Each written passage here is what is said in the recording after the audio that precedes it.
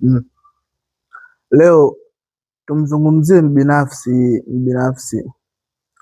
mbinafsi ambaye kwenye macho ya nje anaonekana mwema na kweli anafanya wema, lakini kama utatumia muda kutafakari vizuri, utagundua ubinafsi mkubwa uliopo ndani ya mtu wa aina hii.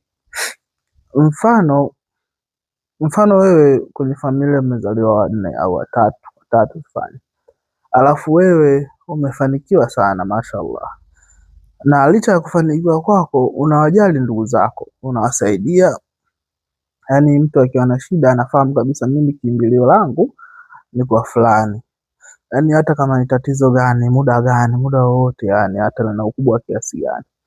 Lakini sasa kwenye engo nyingine, wewe umefanikiwa sana, mfano una nyumba kama 5 hivi hizo nyumba 5 zote zina milango ambayo inaingiza pesa, unaelewa? Lakini hao ndugu zako wao hawana kitu, wanaishi kwa kutegemea wewe, umeelewa? Na hapa ndipo binafsi unapokuja. Wewe umefanikiwa, una nyumba 5, 6, 7, una ndugu zako 2. Kwa nini ndugu zako wao wanakuomba kila siku? Yani kwa nini wao wakiwa na shida wao wanakufuata, sasa bro nisaidie kiasi fulani sister? Kwa nini yani? Yani kwamba wewe umejiwekea engo kwamba natakiwa niombwe kila siku. Natakiwa niombwe kila siku ili umuhimu wangu uonekane. Yani hapa ndipo binafsi ambapo nimelenga tuzungumzie.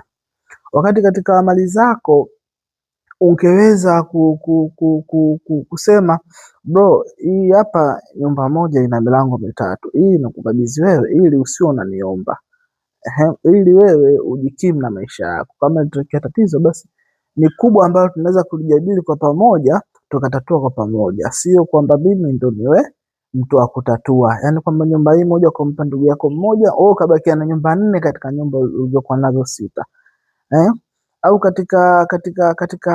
katika basi sio nyumba, ukasema mimi nina milioni 200 ndani benki, ukachukua milioni 50, kaka hii hapa milioni 50, jikwamue kimaisha ili usio na niomba, ili shida zako ujitatue mwenyewe. Na wewe hizi hapa 50 zako jikwamue kimaisha, ili mwisho wa siku tukikaa chini tukijadili matatizo, tunajadili matatizo na tunajadili jinsi ya kuyatatua kwa pamoja. Sio kwamba tunajadili matatizo alafu tunaelekeza mtu fulani ndo akutatua.